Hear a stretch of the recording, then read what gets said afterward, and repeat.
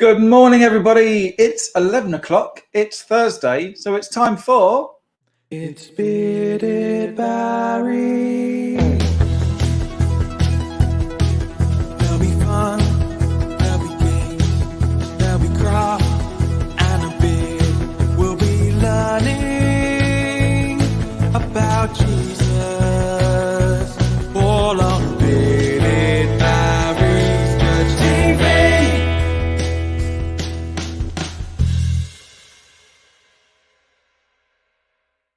Yes, good morning, everybody. Welcome to BBC TV. It's the last one of the week. It's Thursday. It's nearly the weekend. Very exciting. The weather is pretty cold outside, isn't it? I think I saw something on the news today that there's a part somewhere in this country. It's something like minus 26 or something. The coldest ever been reported in England. It's freezing. Minus 26. Blimey. Well, welcome to BBC TV. Who have we got here? Rachel, good morning from Rachel, Erin and Evie. Morning, guys. Great to have you here. We've also got, I'm guessing there's Hayley Nixon in Indiana there. Maybe Ian as well. Good morning, guys, to you as well. And then we've got from Jenny, hi from Evangeline and Mina only, not Mummy. Mummy's just giving you the phone. Awesome. Well, welcome, girls. Great to have you guys here. It's going to be a good day. We've got some great stuff happening. I was a little bit worried because I saw James in the green room, in the waiting room behind the scenes, and he was obviously on the school work call. So I think he thought he might not make it, but I've just had a text from him and all is good. James will be joining us very soon. So we've got a great show today. We're going to have James in a bit. We'll do our noughts and crosses. We're going to play Where in the World today. That'd be an exciting one. I wonder if James and you guys can guess where in the world I am today. Then we've got our Jesus fact of the day. We're going to continue with our craft. How did you get on? How did you get on with the paper, like the paper chain craft? We're going to finish that off today, and I'm very, very nearly finished, but we'll just complete that. So that's good. That's going to be a good one to finish, and then you can hang that on the wall.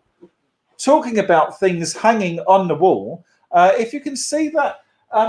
If you didn't watch yesterday's Ignite After School Club, which is at 3:30, you would have missed that we made an astronaut's helmet. And there's a picture of me inside the astronaut's helmet. I'm wearing the helmet there. So if you want to know how to make that, go back later on and watch yesterday's Ignite, because it was really good. We had a lot of fun. There was some controversy about the challenge of the week, so we redid the challenge of the week, but that was good. Sadly, I lost, but only by like 1/10 of a second. It was very nail biting, but there you go. And then got some notices as well at the end to let you know about things that are coming up. So we're approaching half term. Blimey, that's gone quick, isn't it? Since Christmas. So half term next week. No online school. How cool is that? And well, let's go over to James to see how he's doing, because James obviously is a teacher and he's going to be on half term as well. Good morning, James. Oh, you're muted, James. It's only, yeah. I'm very much looking forward to half term. I bet you are. A little bit of a panic this morning. You on a business call? I was helping someone with some maths. Which well, that was more important than co-hosting BBC TV. I'm sure it was. Yeah, fractions are important. Fractions? Fractions are always important. They are, and as we found out yesterday on Ignite, I lost by fractions, mere fractions of a second. Adrian's here, lost again. Haha. Yes, I did. I just lost again. However, We're was the not going to be.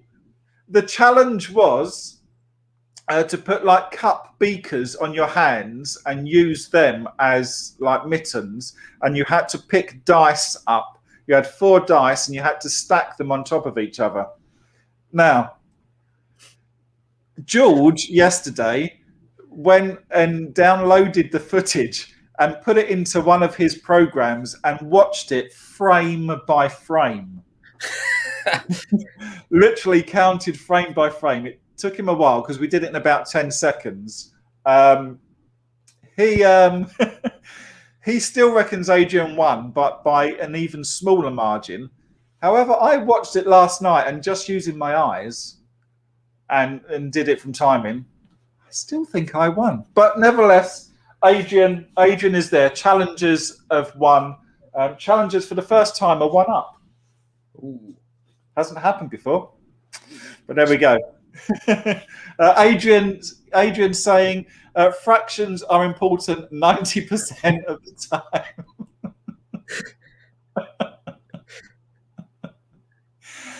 And Barry, morning troops. Good morning, Barry. Hope you're well. Good morning, sir. Good to have you here. Right, we're going to play. You ready for noughts and crosses, James? I am. I'm always ready for this. I think the question is, are you ready for it? Well, I always think I am, and then it just goes a bit wrong. What do you know? What's the score? I think it's 6-1.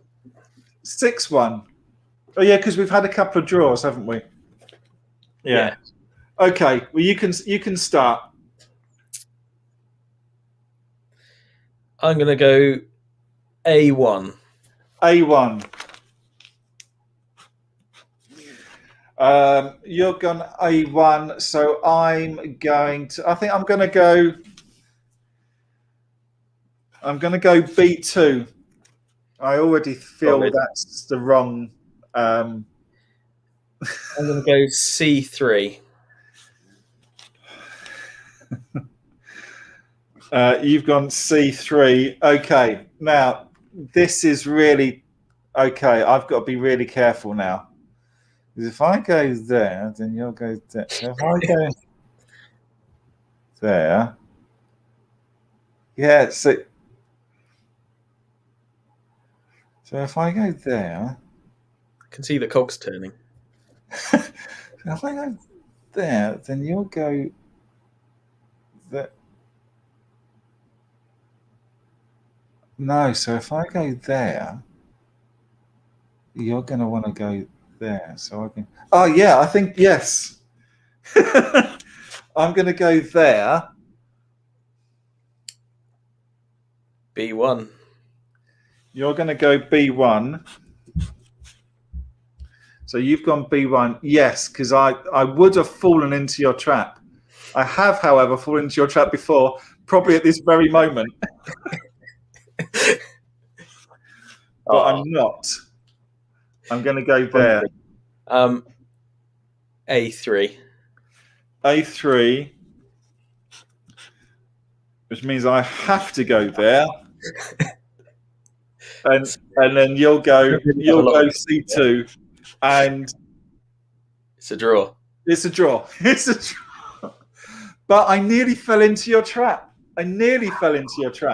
Right. Game 2, I'm going to start. Go on then. And I'm going to go. Hello. I'm going B2. B2. You don't have to be somewhere, do you? No, I think one of the boys is knocking at the door. Maybe he was disappointed that it was a draw. I know. I was disappointed. I'm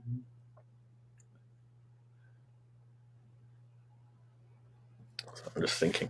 Now that cogs are turning. If I go there,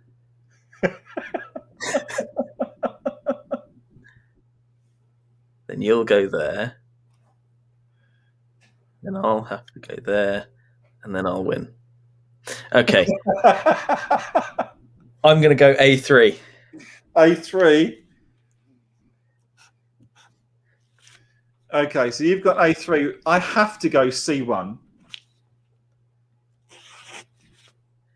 And then I Have to go. C3. And then I have to go B3. And then I go A1. Oh! And How? How does this happen? How does that happen? I don't understand. Good morning, Joseph. Your daddy just beat me at noughts and crosses. I know. It's terrible. How are you doing, Joseph? Are you doing okay? How is online schooling been this morning? Terrible. Terrible. Good. What lesson were you doing? Lots of. Lots of stuff. Yeah. A bit of a jumble of lessons. Mm. But are you doing well? It's good to see you. he loves maths. Yeah. I would have thought you would have liked maths with your dad being a maths teacher. That's quite good. High five for the maths. My George loves maths. I find it hard. I find it hard. Good morning, Sarah. I think we've got Sarah and Aki watching with an I'm guessing that wasn't for my loss. I'm guessing that was for Joseph coming in. That was for you, Joseph, I think. Good morning, Sarah. Morning, Aki. Joseph, do you want to help your dad with this next game? You help me. Yeah. Yeah. You might. I don't know. You actually no. I forgot. No, it's not the game yet because we've got some other stuff. It's now time for pictures. We got pictures. Okay, so we got some pictures sent in, and we got some pictures sent in by Erin and Evie. So Erin's picture. So Erin has been doing a recycling project at Rainbows. Rainbows is that's what you do before brownies, isn't it? Goes Rainbows, brownies, guides. Rainbows is the same as Cub Scout beavers. So Erin's at Rainbows, and she's been doing a recycling badge, and she had to come up with a superhero name and an outfit, and the outfit had to be made out of recycled bits and pieces. A little bit of junk craft. I love a bit of junk craft. And here she is. There's Erin with her superhero outfit, and she's got like an orange bin bag cape, I think. And then she's got she's got a utility belt. Utility, yeah. I love a utility belt. I remember when I was probably about Joseph's age, I used to make like Batman utility belts out of Lego and stuff. I loved a utility belt. And that's the front of the outfit, and that's the back. And she had to come up with her own name, and she's called herself Eco Erin. That's amazing. That is really cool. Do you know what? That orange cape reminds me of the orange cape Joseph had at New Wine once for Groundbreakers. They had superhero capes. Yeah. Yeah. Yeah. No, I can't find it. It's lost. You lost it. But thank you, Erin. Thank you for those pictures. They're amazing. And your sister Evie has also been doing some pictures. She's been drawing, and she's been learning to draw Eugene the Owl, which is from a Draw with Rob Bidlow book character. And here we have Eugene the Owl. That's amazing. Well done, Evie. That's such a good picture. Love it. I really do like the colours. Yeah. That's fantastic. Yeah. Thank you very much for those pictures. Remember, if you want to send a picture in so we can show it here on the show, right here, barry@holysaviour.church, send me an email with the pictures and I will show them. Fantastic. Love to see the pictures. Right. It's now time for the game that everybody has been talking about. Joseph, have a listen to this theme tune and tell me after what you think it says. Where in the world? Where in the world? Barry. There we go. Where in the world? What did you think that said, Joseph? What do you think the words were? No. Did you think it says where in the world is Big Barry? It's bearded, but it sounds a bit like Big Barry. Well, Right, are you ready, James? I am ready. So I've gone on holiday, I've travelled, and this is the place I am at. Let's start with the population of this country, James, is 45,741,007, give or take. Getting bigger. It is getting bigger. And out of that population, 88.6%. We're going fractions, James. 88.6. Well, not going percentage. That's why I'm not good at maths.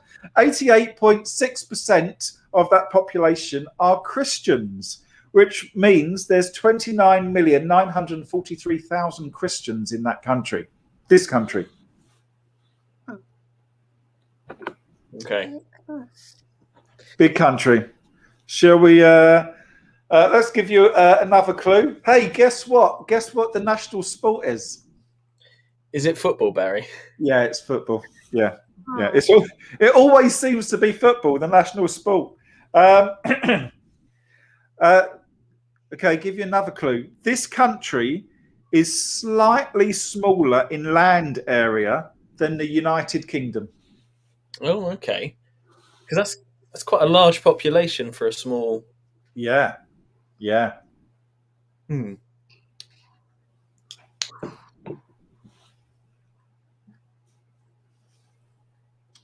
But I suppose United Kingdom would include Scotland, and that's quite big.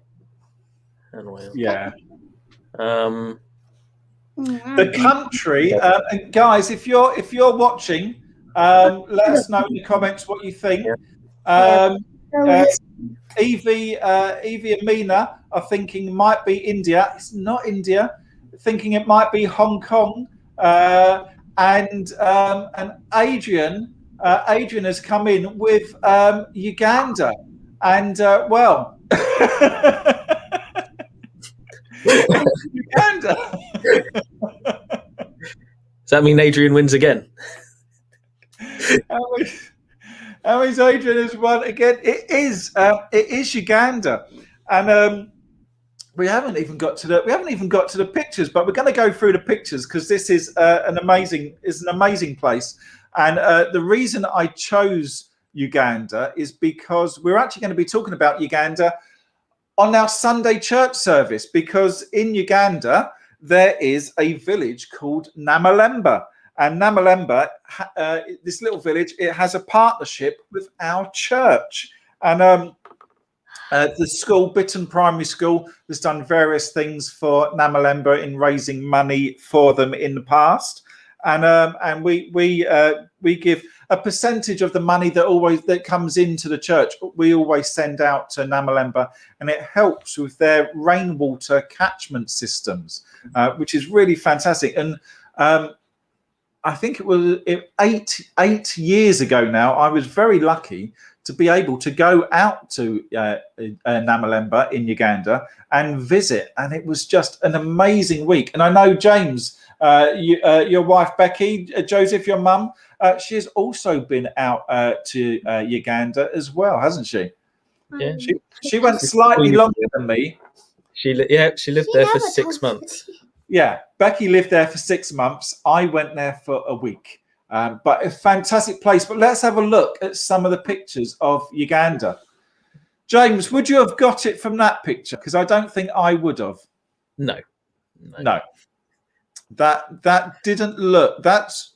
I mean, Uganda is a beautiful place, but I didn't see it quite like that. I certainly didn't see.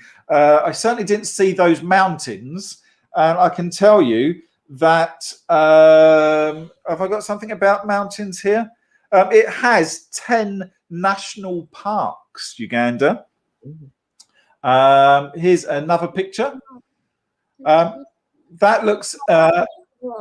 that Oh yeah, that's still quite not Like thousands quite of like the Uganda that I saw. That looks a little bit like is it a favela in Brazil? That's Yeah. a million. That's a lot of houses. You'd get Well, lost walking to school or to your friend's house, wouldn't you? So that's another picture. Their national dish is matoke, and yeah, matoke is their national dish, and it is a steamed and mashed green banana. Now, Oh. I had matoke when I was over there, and I can say that matoke. You know when we ate those 3 Jacobs crackers and all that moisture went from out your mouth. That's kind of what happens when you eat matoke. I thought It you was- were allergic to bananas. Well, that's the thing. I'm not allergic to bananas. They give me stomachache. Oh. But these bananas were steamed, and they're kind of a different banana to what the yellow bananas that we would get over here. And I think I was all right. I didn't eat a lot of it. Hippopotamuses and crocodiles live in most of the lakes in this country. Now, isn't the hippopotamus the most dangerous animal in the world? They are incredibly fast, They are very big.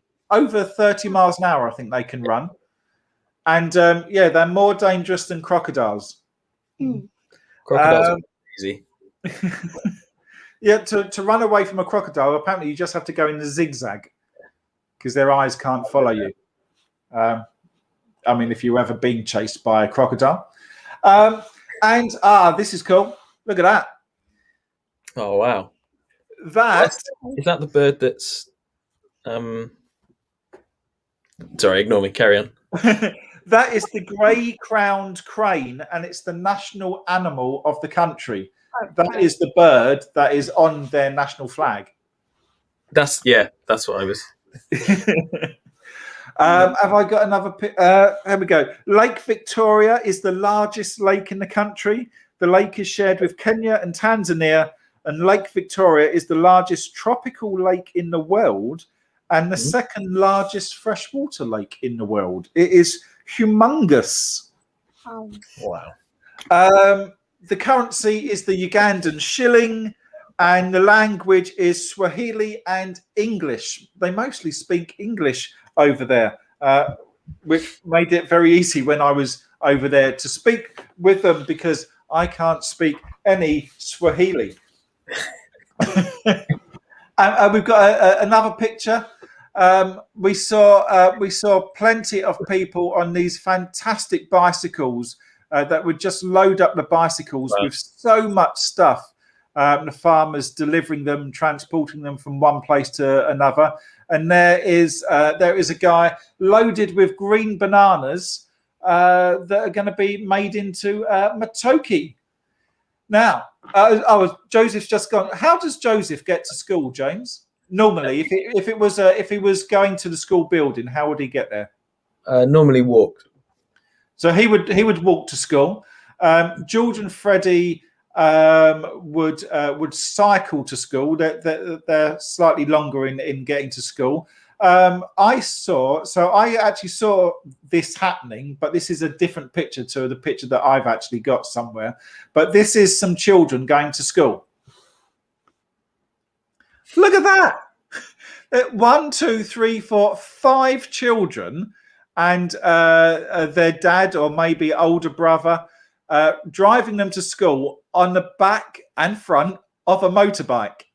And he's carrying all of their bags. He's carrying all of their bags, well, for safety, obviously. Those bikes are called boda bodas, and they're like taxis over there. They're fantastic.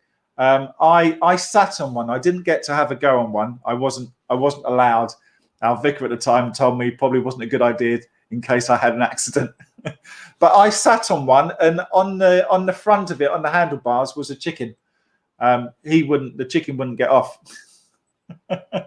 Sensible. But yeah, That was cool, and yeah, that was Uganda. So well done to Adrian. Adrian, obviously knowing what the service is going to be on Sunday, and guessed it there. But yeah, tune in on Sunday at 10:30 for the service, because we're going to be talking all about Namalemba in Uganda, and we're going to have there's some videos. We're going to have a cool challenge as well. Evie's saying they could sit on you. I'm not sure what that is. Is that the hippos or the crocodiles? Which one? I suppose you could. You really wouldn't want a hippo sitting on you. Becky saying, I did not know this. I went swimming in Lake Victoria. James, your wife could have been chomped by a hippopotamus or sat on by a hippopotamus. Now, that would have been unfortunate. I drove across. I drove across a bridge in a Land Rover or truck over Lake Victoria, but I didn't go swimming in Lake Victoria. That sounds amazing, and maybe a little scary at the same time. Scary, yeah. Awesome. So tune in on Sunday for that. It's going to be really good. Right. So we've had our game. We've now got. We don't have a theme tune for this, but we've now got our Jesus fact of the day. So, James, we've been turning Christmas upside on its head, turning it inside out with all the different facts about Christmas. We've got a fact about Jesus here, which is a fact that you sent me a text about the other day, which is, it's another really good fact. And it's all about what Jesus looks like. Now, quite often when we see pictures of Jesus, he kind of looks like the little cartoon character we've got here. He looks like a white man with long hair and a beard. But that isn't so. That really isn't so. The thing is, Jesus probably, because we don't know, but probably had dark brown, probably had short hair, brown eyes, and he was probably dark brown in skin color. And I've got a picture here of what some scientists think Jesus may have looked like. Okay, they've gone from bones and studies of people from that kind of age in that kind of area, and they reckon that Jesus probably looked a little bit like this. There we go. Not a bit like pictures that we normally see of Jesus at all there, but that is possibly what Jesus looked like. And the thing is, one of the reasons why we don't actually know what Jesus looks like is there's been no pictures, no paintings, no sculptures or anything found about Jesus from that age, from when he was around. And in the Bible, he's never actually described by his looks. Isn't that fascinating, James? Do you have any more to that? No, well, yeah, it says that there was nothing remarkable about his appearance. And although having texted you about it earlier on in the week, I did have a bit of a think about it. And I think you can do some mathematical deductions, because whilst it doesn't directly describe his appearance, it does give you some clues. So it says that Jesus grew up, so we know he's bigger than a baby, and he went inside the temple, so we know he's smaller than a temple. So we can logically deduce that he is bigger than a baby and smaller than a temple. That's very true. And he did get lost when he was around about 12 years old, didn't he? Well, he wasn't lost. his parents, Joseph and Mary, lost him, and they had to come back and try and find him. And they found him.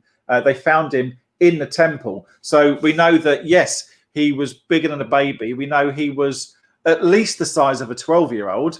But we also know that he was in the temple, so he was smaller than the temple.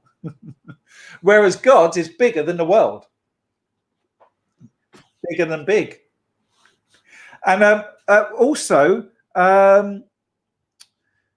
the Bible here, I've got here, the Bible declares Jesus's Jewishness, meaning he likely, and we don't know, but he likely inherited the Jewish appearance of his mother, Mary. So, because obviously Joseph was not his biological dad. Joseph was like his stepdad, because his real dad was God. But yeah, so that's fascinating. What Jesus looks like is never really mentioned in the Bible, but we've got no sort of paintings or anything. But he certainly didn't look like this character here. Who made that? Well, I found that on the internet. And also, this reminds me, James.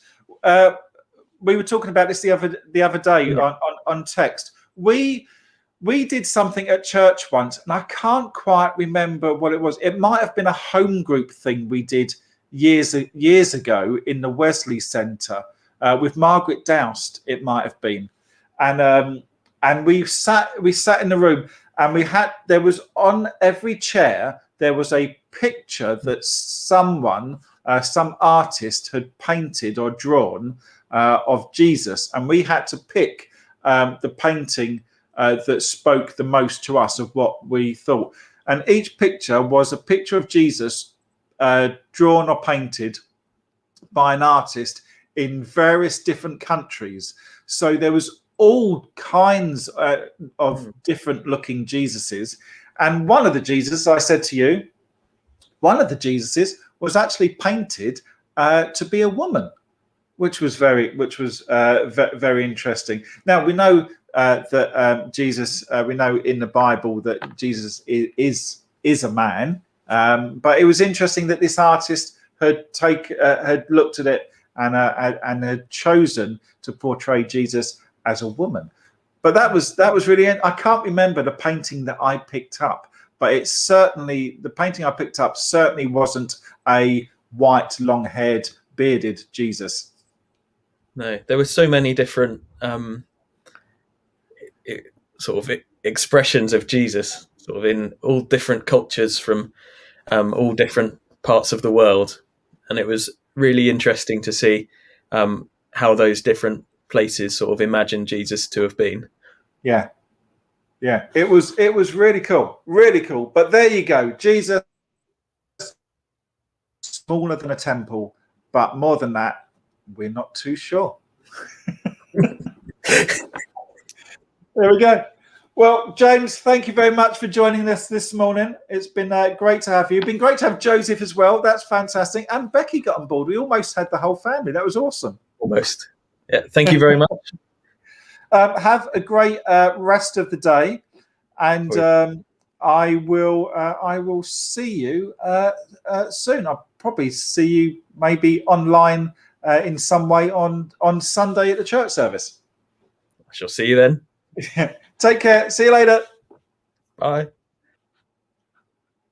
Right. That was James. Great. That was good. I enjoyed that. Well done to Adrian for guessing Uganda. Such an amazing place. Really cool. One of the things I remember from driving through the main city of Kampala was that they had these marabou storks, these birds that were sitting up on top of the buildings.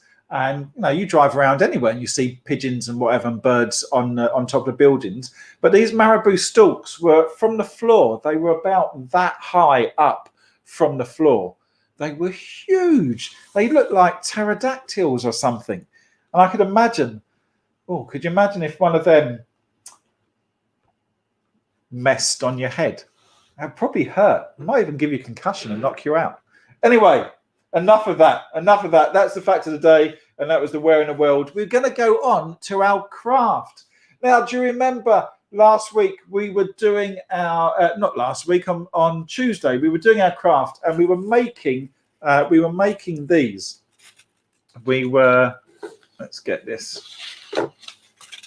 We'd done a pattern that we were going to do, that we wanted our picture to be, and we started making these to be the picture. Now I've just got 3 more to add to this one, because I've got a whole bunch that I've already made.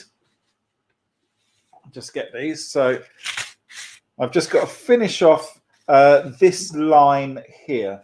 So I'm just going to get my glue. Just check the comments why I do this. Eva going, pooped. Yes, imagine if a marabou stork pooped. My word, that'd be scary. Well, they do say that if a bird poops on your head or your shoulder, it's meant to give you luck. Not kind of sure what luck it gives you. I don't think I'd feel very lucky.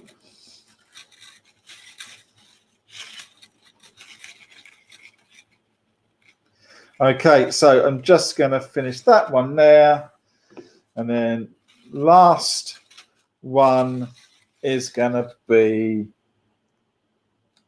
there. So that is all the sticking done. That's my finished one there. Okay, so remember, if you wanted to do this and you haven't started yet, you can look back on Monday's show and see how we did it.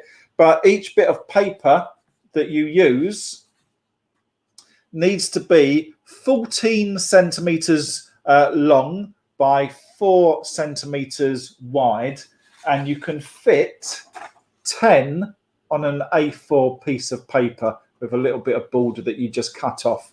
Okay, so they need to be 14 centimeters by 4 centimeters.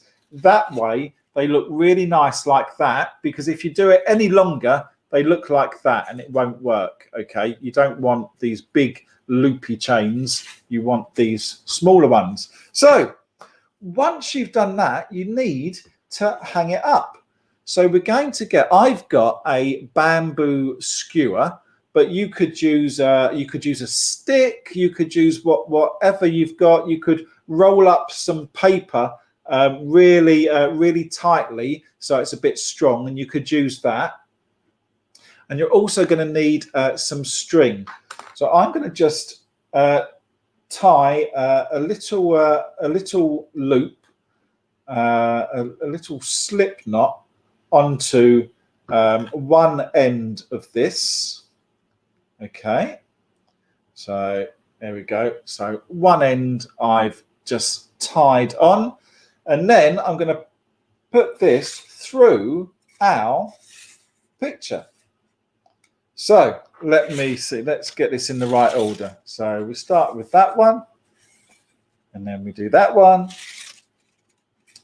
and then we do that one, and we do that one, and then we finish off with that one. I'm just going to tie the other end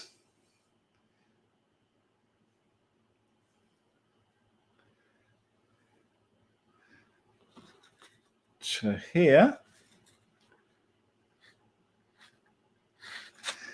And now, there we go. Now you can hang your picture up, and there you go. There is the cross that I designed. So there you go. You can have a go at doing one of these crosses. Now, to do this one, and this is quite a small one, but to do this one, you need something like 50 odd strips of paper. Okay, so something this small takes about 50 odd strips of paper. Now you could do something like this, or you could maybe you could go even bigger. Maybe you could do the first initial letter of your name. That could be quite cool. So Erin and Evie, you guys could do E. Mina, you could do M. Nixon, you could do an N. Sarah, you could do an A for Aki.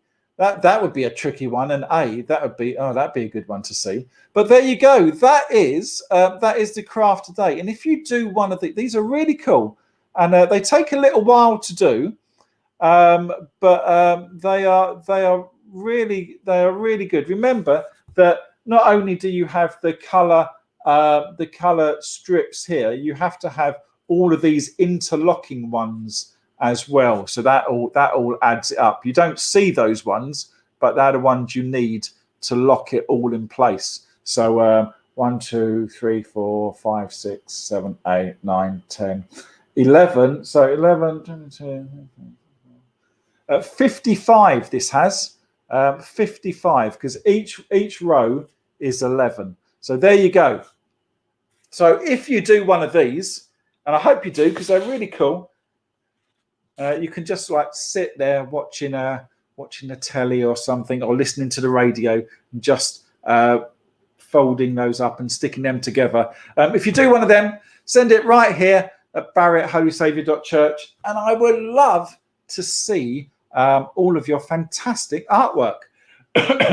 Right, we've come to the end of the show, so we're just gonna before the notices, we're just gonna finish with a prayer. So just a time where we can be quiet and we can bow our heads and just have a think about what we're going to say in our prayer. God of love and hope, you made the world and you care for all creation.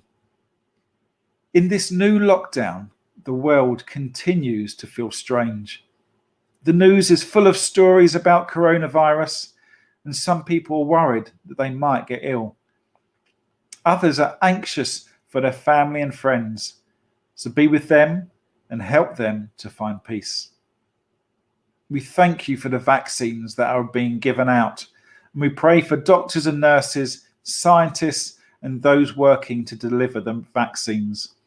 We pray for the teachers and everyone in key worker roles who take risks so that the world can carry on. And we thank you that even in these anxious times, you are with us. So help us to put our trust in you and keep us safe. And everybody said, Amen. Well, guys, it's been absolutely great being with you today. Just to say, remind you again, church on Sunday, 10:30 on YouTube and Facebook. You can join in. You can even take part, because there will be doing a challenge where you can do the challenge, and at the end of the service, you can come online and you can show your creation that will be challenging you to make. So that'd be great. And we're going to be talking all about Namalemba in Uganda, our partner village in Uganda, which is just a fantastic place. So join us for that, for a really nice service on Sunday. It's also Valentine's Day as well. So join us on Valentine's Day on church at 10:30. It'll be great to see you. And have a fantastic half term next week. We won't be here next week for half term. We'll be having a break as well, but there might be some different bits coming up online as well. So stay tuned. Keep a lookout on Facebook. Subscribe to the notification bell or whatever on YouTube and Facebook, and then you get told about all the different things that are going to be coming up. So have a fantastic week, and stay safe, and we shall see you soon. So from me, bye guys.